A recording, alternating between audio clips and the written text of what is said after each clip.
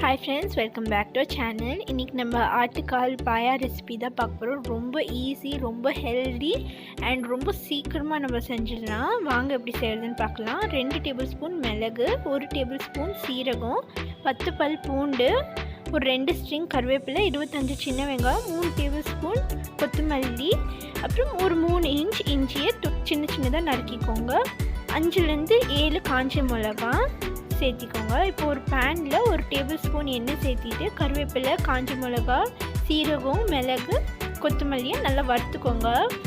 Raw smell போய் ஒரு நல்ல ஸ்மெல் வரும் இல்லைங்களா, அது வரைக்கும். அப்புறமா அது கூட மஞ்சள் சேர்த்தி சைடில் வச்சுட்டு வெங்காயத்தை அதே பேனில் வெங்காயம் சாஃப்ட் ஆகிற வரைக்கும் நல்லா வறுத்துக்கோங்க இந்த மாதிரி.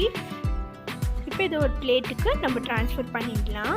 இப்போ இதை ஆறுற வரைக்கும் நீங்கள் மட்டன் காலை நல்லா கழுவிக்கோங்க. மஞ்சள் போட்டு ஒரு 2லேருந்து 3 வாட்டி நல்லா கழுவிக்கோங்க. நிறைய வாட்டி கழுவாதீங்க. இப்போ இது எல்லாத்தையும் ஆறிட்டதுக்கப்புறமா பேஸ்ட் பண்ணிக்கோங்க இந்த மாதிரி. இப்போ ஒரு குக்கரில் 2 டேபிள் ஸ்பூன் எண்ணெய் சேர்த்திட்டு ஃபர்ஸ்ட் வெங்காயத்தை போட்டு நல்லா வறுத்துக்கோங்க ரா ஸ்மெல் போகிற வரைக்கும். கொஞ்சம் வறுத்ததுக்கப்புறமா 2 தக்காளி சேர்த்திக்கோங்க. ஒரு பெரிய வெங்காயம், ஒரு 2 தக்காளி, கூடவே கொஞ்சம் உப்பு நல்லா வேகிறதுக்காக நல்லா வறுத்துக்கோங்க.